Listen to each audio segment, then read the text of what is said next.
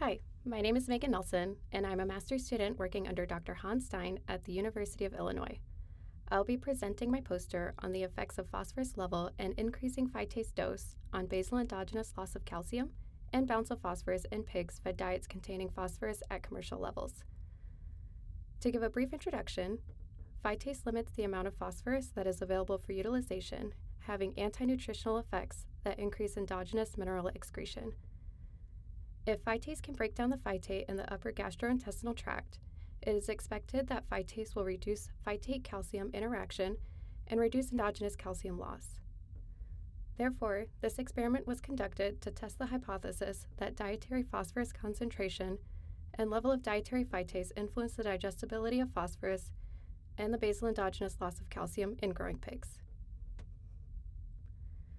For this experiment, we utilized 70 pigs with an initial body weight around 17 kilograms. These pigs were allotted to 7 calcium-free diets that were based on corn, potato protein concentrate, and full-fat rice bran. A positive control diet was formulated to meet the requirement for standardized total tract digestible phosphorus by 11 to 25 kilogram pigs. A negative control diet was formulated by reducing the digestible phosphorus by 0.15%. 5 additional diets were formulated by adding 250, 500, 1,000, 2,000, and 4,000 phytase units per kilogram of diet to the negative control diet. Pigs were housed in individual metabolism crates and were fed experimental diets for 12 days. The first 5 days were considered adaptation, followed by 4 days of total urine and fecal collection using the marker-to-marker method. Contrast statements were used to analyze the positive control versus the negative control diet with no phytase and linear effects of increasing phytase in the negative control diets.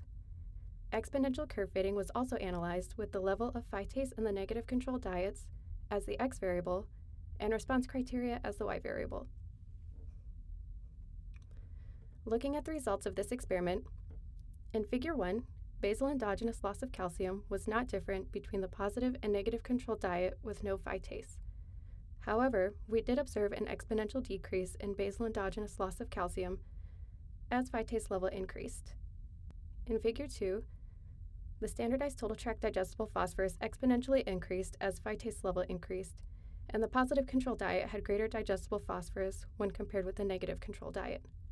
In Figure 3, the positive control diet had greater absorbed phosphorus when compared with the negative control diet with no phytase, and we observed an exponential increase in absorbed phosphorus as phytase level increased. In Figure 4, we did not observe any differences in retained phosphorus between the positive control and the negative control diet with no phytase. However, as phytase levels increased in the diets, we observed a linear decrease in retained phosphorus. In conclusion, dietary concentration of phosphorus did not affect basal endogenous loss of calcium, but increasing phytase level exponentially reduced basal endogenous loss of calcium and increased phosphorus digestibility. And although we observed an increase in observed phosphorus as phytase levels increased in the negative control diets, the phosphorus was not retained due to calcium being limited in these diets. I would like to take an opportunity to acknowledge IFF for their contributions and to thank you all for your interest in this presentation.